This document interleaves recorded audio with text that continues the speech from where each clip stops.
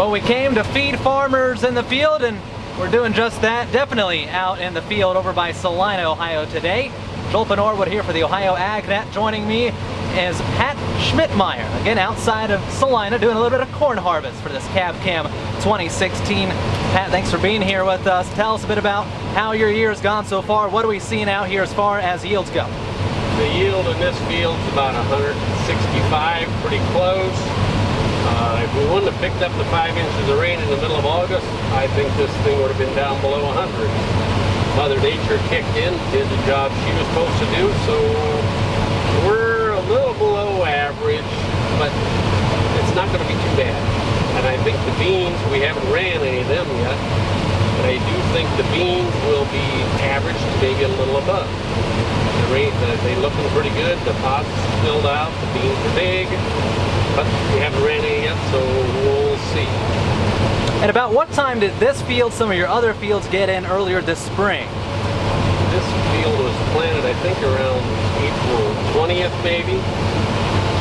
April the 20th, and we were done planting all of our corn, I think, by 1st of May, and then we started right in with beans.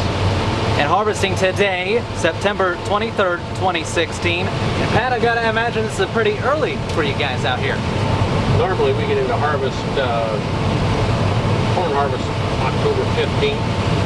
This year our beans are 2 weeks off due to the rain now, and the corn is mature already, and that scenario doesn't happen too often. So we decided we're gonna take some corn off here. The early varieties get then knocked off before we started beans here in about 2 weeks. You were telling me a little bit about some of your equipment, your family history and equipment. Tell us about what we're running out here today, what you have been running in the past too. We have a Celina R65 rotor combine, and we ran John Deere's before too. We had 9500s, but we ran Celinas all before that. My father ran them. They all have good equipment anymore. Depends on your preference, and a lot of it depends on what you get used to. Celina's a pretty simple machine to run, and I'd be a pretty hard guy to break into a different combine that I had to start all over again. We're just a few miles from the shores of Grand Lake St. Mary's. Lots of action over there with regard to water quality, nutrient stuff. What have you guys seen as far as the way you do business on the farm? Has that changed at all in recent years? You guys do any cover crops as far as making sure the nutrient runoff from your fields is clean? We don't do a whole lot of cover crops, but we do conservation tillage or no-till. We try to keep the soil where it belongs.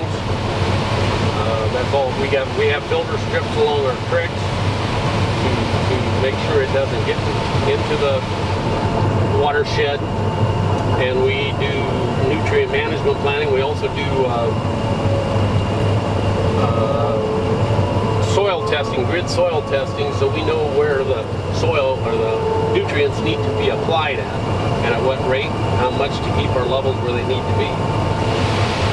And Pat, this definitely is not a one-man operation. Tell us about your family's involvement in the farm. I have 2 sons at the farm with me, Dave and Nick Schmitmeyer. Dave Schmitmeyer runs his own dairy operation, and Nick Schmitmeyer runs his own dairy operation. And I help them on their dairy operations. They in turn help me on my grain side of my operation. Pat Schmitmeyer staying busy with corn harvest here outside of Celina, September 23rd, 2016. Thanks, Pat, for joining us out here. Best of luck to you as harvest progresses, and we'll see you during lunchtime for feeding farmers in the field. Thanks.